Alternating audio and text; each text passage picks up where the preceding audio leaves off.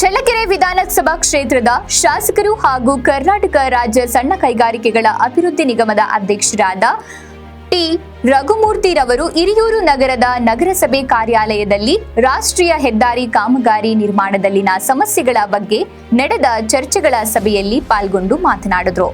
ಹಿರಿಯೂರು ನಗರದ ನಗರಸಭೆ ಕಾರ್ಯಾಲಯದಲ್ಲಿ ಯೋಜನೆ ಮತ್ತು ಸಾಂಖ್ಯಿಕ ಹಾಗೂ ಜಿಲ್ಲಾ ಉಸ್ತುವಾರಿ ಸಚಿವರಾದ ಡಿ ಸುಧಾಕರ್ ಅವರ ಅಧ್ಯಕ್ಷತೆಯಲ್ಲಿ ನಡೆದ ಚಳ್ಳಕೆರೆ ಹಿರಿಯೂರು ತಾಲೂಕು ವ್ಯಾಪ್ತಿಯಲ್ಲಿ ನಡೆಯುತ್ತಿರುವ ಚತುಷ್ಪಥ ರಾಷ್ಟ್ರೀಯ ಹೆದ್ದಾರಿ 150A ರಸ್ತೆ ನಿರ್ಮಾಣದಲ್ಲಿನ ಸಮಸ್ಯೆಗಳ ಬಗ್ಗೆ ಸಂಬಂಧಪಟ್ಟ ಅಧಿಕಾರಿಗಳೊಂದಿಗೆ ಚರ್ಚಿಸಿ ಸೂಕ್ತ ಕ್ರಮ ಕೈಗೊಳ್ಳುವಂತೆ ಸೂಚಿಸಿದರು.